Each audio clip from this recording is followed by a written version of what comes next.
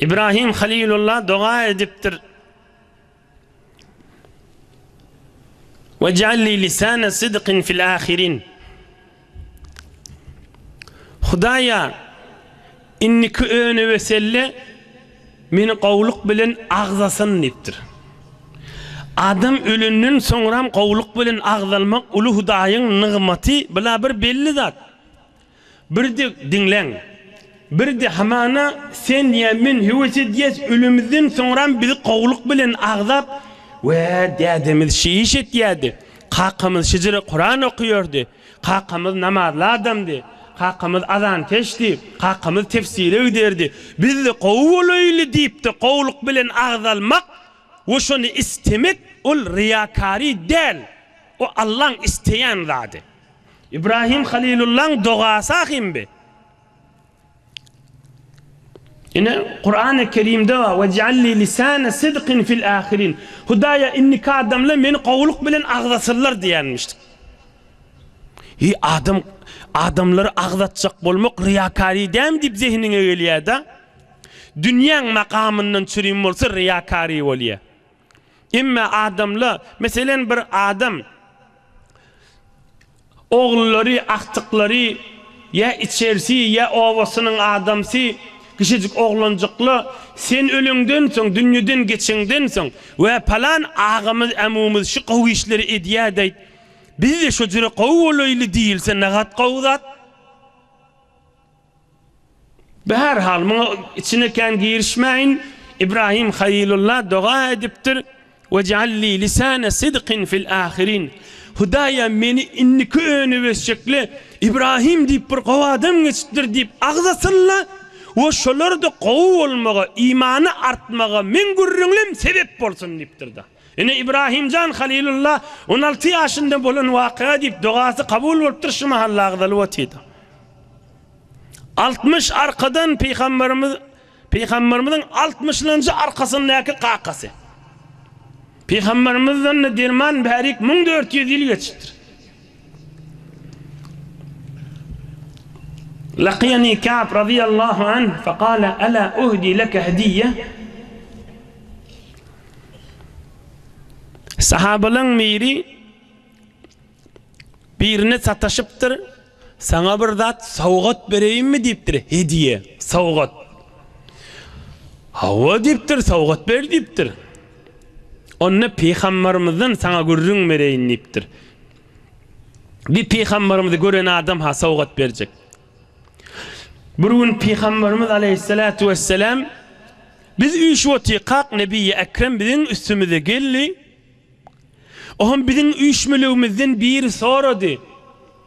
Ya Resulallah, qad arafna as-salama aleyke, fe keyfe as-salatu aleyke.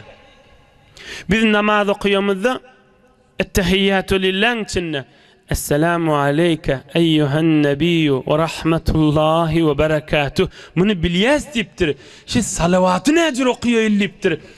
Ettehiyyatudan soňra. Peygamberimiz aleyhissalatu vesselam keplemeni oturupdyr. Sahabalar özleri darıgyp ay soramalamışdyk bu näme bunu diýipdirler. Ohum yine de derman Resulullah can mübarek kellesini galdyryp aýdypdyr. Peygamberimizin özünün derman bizi öwreden salavat. Qulu Allahumme salli ala Muhammed ve ala ali Muhammed kema sallayta ala İbrahim ve ala ali İbrahim inneke Hamidum Mecid. Allahumme barik ala Muhammed ve ala ali Muhammed kema barakta ala İbrahim وعلى آل إبراهيم إنك حميد مجيد. إن صلوات شجر قيم ديبتر. إمام مغضم أبو حنيفة التحيات دون تنرام شيء صلوات قيمك سنتي ويديه. إمام شافعي فرض ويديه. من أيتيانم ببيك علماء حكم من أيتيانم İbrahim Halilullah ey cemaat ak yürek bilen Allah'dan dilensin. Hudaya meni qowluk bilen agzalyp dursun diýensen Hudaý Taala'nın duasyna kabul edipdir. Meclislerde, üýşmeliklerdeki agzalya namaz okyp duqan. Hudaýyň huzuruna duqan. İğin başın pek, iyinin pek, bedenin pek, namazlığın pek, Allahu Rabbul Aleminin huzurunu dukan Muhammed Peygamber'in izinden adını ağzalmalı etiptirdi. Bir büyük şerafet name, bir büyük keramet name, bir büyük izzet name. Subhanallahi ve bihamdi. Meni qawluq bilen ağzalsın, ama Allah Zülcelal dinine tamam mezheplerde Hudaýyň huzurunda, Kabeň düýbünde namaz okyp duran bolsun. Ya derýalaň içinde, jezirelerde, göbeklerde, ulukon şäherlerde. Tamam şu togoluk yerin her yerlerinde Hudaýyň huzurunda durup namaz okýan adam oturup salam berjek bolsa, ettehiyyatudun soňram salavat okýýardy. Kema salleyt ala İbrahim. Hudaya rahmat, sogap, bereket, salam İbrahim Muhammed Peygamber aleyhissalatu vesselam ve içerisine İbrahim Halilullah da ve içerisine iyi versin yani. Berik dediğinde bir manası bereket bir şolun alıp giden yollarını dediği ve bir manası Allahümme barik ala Muhammed dediği Hudaya şon sünnen gelen din durul sakla yürüyüp dursun dediği de manası. Kema barekte ala İbrahim ve ala ali İbrahim. İbrahim Halilullah ve içerisine bereket versin yani. Yine de Muhammed Peygamber aleyhisselam da 60 arkadan 60 nesillen o da içerisi ol düşüyor. Be her hal. Dua edip men adım tutulup durulsun diptir.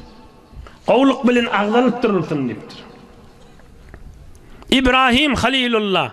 Madam eşdiýänsiniz İbrahim Halilullah'ni sahylyk bilen mihmana gulluk etýänmiş dip. Malın mutlak Allah Taala'nın rezayatyna goýupdyr. Eşdiýänsiniz ulamalardan kan agzıyanlarlar. İbrahim Halilullah'ın 2 gafsy varmış. Nahar yiyecek bolsa, su içecek bolsa, bir gazalanacak bolsa da ertilik, öýlerlik, akşamlyk. Ol gafsyndan çıkıp taşaryny özläp, hiçbir gelip geçip barýan ýok, kan bilece nahar ýesem dip. Adam gelmese o gafsyndan da taşaryny çıkıp hi döwrüni özläp, bir mihman, bir ajygyp duran sen musulmanmyň, sen kafirmiň, zat soramýarmyşdyk. Gel men mihmanym bolyp öýde baryn berýänmişdi. Bir iclin hanil bir tanan şudur şunu buğu düşürüp mihmanyň öňüne goýýanmışdy. Garnyň doýýança ýibermeli.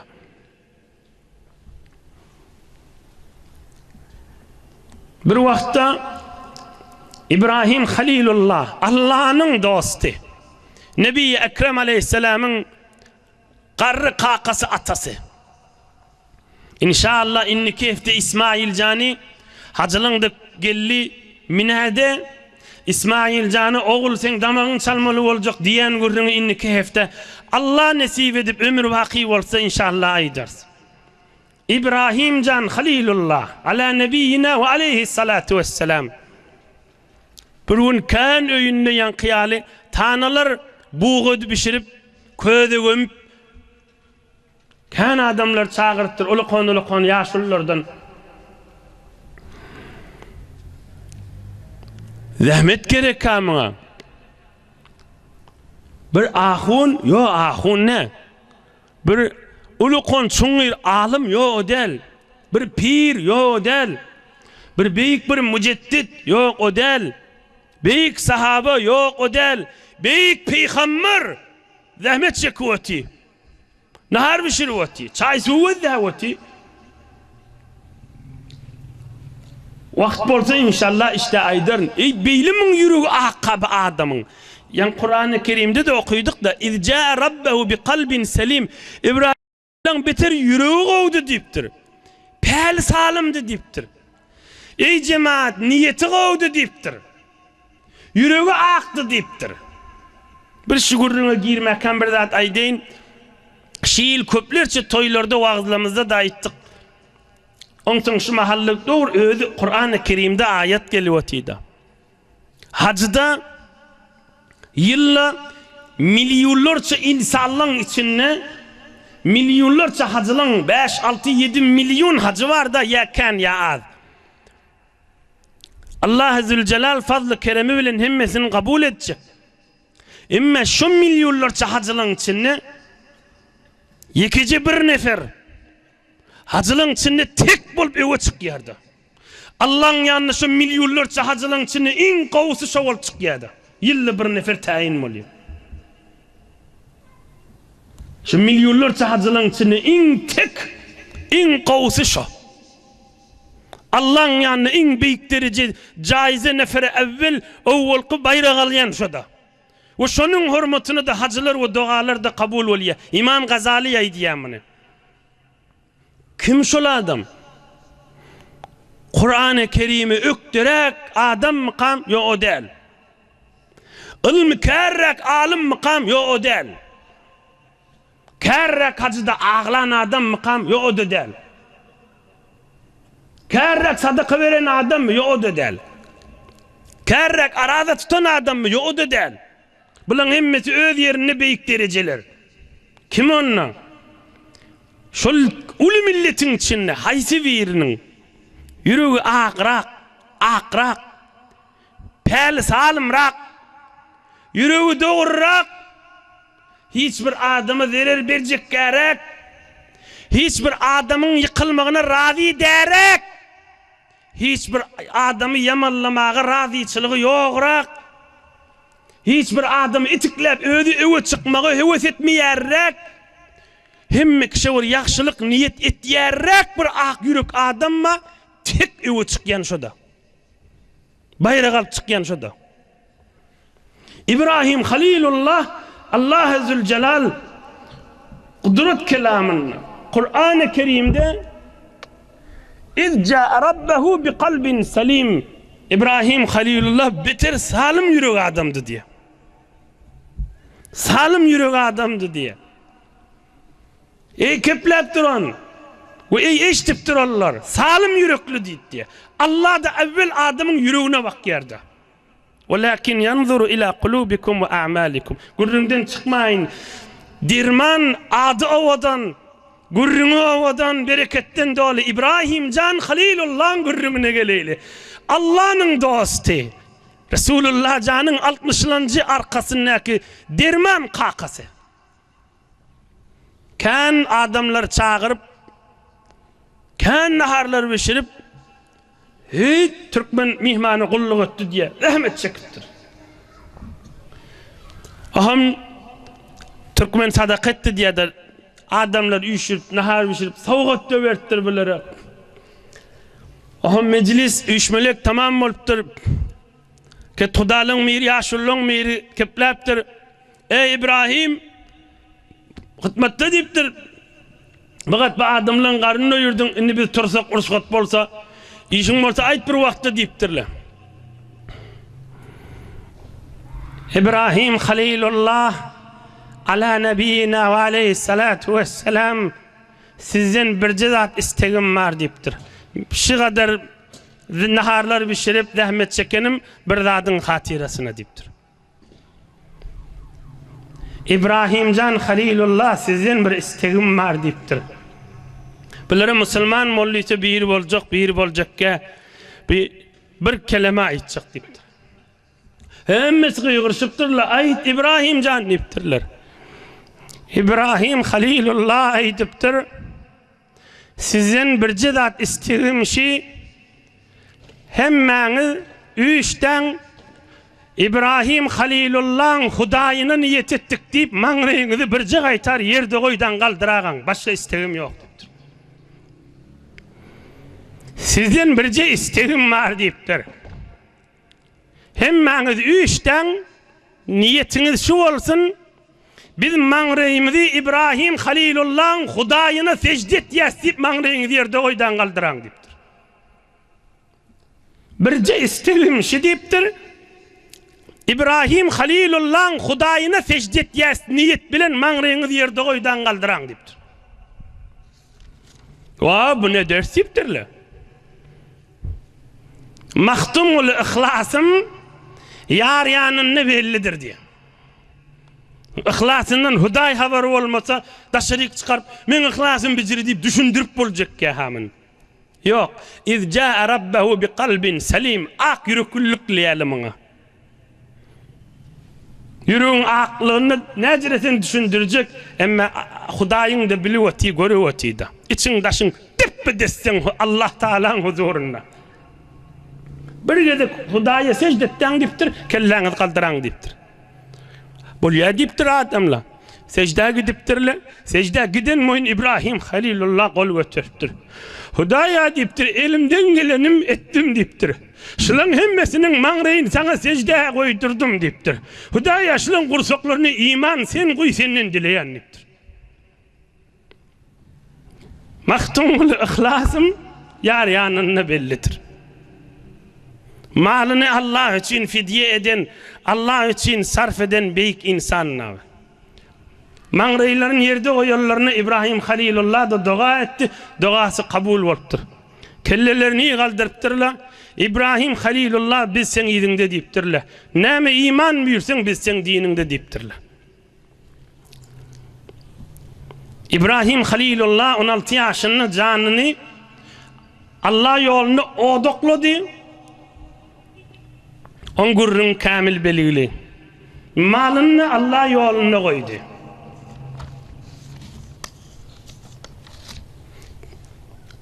تمثل له ملك في سورة البشر وهو ينظر أغنامه فقال الملك سبوح قدوس رب الملائكة والروح. İbrahim Halilullah dawarlary varmışdy. Çofallarını, dawarlaryny gözläp tuqa. Ferişteli gurrunu tiptirle İbrahim Halilullah Allah'ın dostu diye şunu imtihanı deyiliptirle. Aham dağdırağın içinde feriştelerin bir qıyğırıptır. Ses ediptir, Hudaýa tesbih haýdyp. Subbuhun Quddus, Rabbul Melaikati ve Ruh, ya Rabbuna ve Rabbul Melaikati ve Ruh. İbrahim Halilullah aýdypdyr. Nagat Hudaýy owadan tesbih haýtýan diýipdir. Feriştelerin tesbihi daha. Nagat Hudaýy owadan öwýän tesbih haýtýan diýipdir. Gaýta ýene bir jegedek aýtsaň diýipdir, malymyň deň ýarysy senki bolsun diýipdir. Ýa-mul ferişte Subbuhun Quddus Rabbuna we Rabbul Melaikati we Ruh diýipdir. Malymyň deň ýarysy senki bolsun diýipdir. Ýene bir gaýtar aýtsaň diýipdir, sürü mal çoğun bile senki bolsun diýipdir. Ferişte aýdypdyr Subbuhun Quddus Rabbul Melaikati we Ruh. İbrahim can Halilullah aýdypdyr. Çofonum malym mülküm senki bolsun diýipdir. Allah'ın sen bitir owadan tesbih haýtýan diýipdir.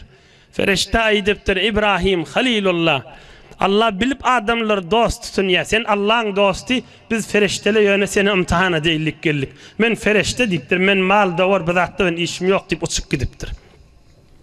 İbrahim Halilullah janyny oda oklady Allah'ın rezayetina. Malyna ine bir miqdar aýdyldy. İnşallah inniki hefte İsmail Jal ferzendini yortup beren ogluny ýer ogul sen damagyň çalmaly boljak diýip Mekke-i Mükerremeň daşynda Mina şerifte şu mahal çadırly hajylar baranda konýan ýerlerini we daş atylýan ýerde Allah Zülcelal köklese inniki hefte hyzmatyňy da ýetiren. Yaradan Allah ýaşaýşyňyzy nur bereketden dole etsin. Awadan otyňyz nurun içinde Allah'ın kelamının manasını eşitdik diýip Hudaý Taala cennette mundan awadan oturmak hemmäňize nesip etsin.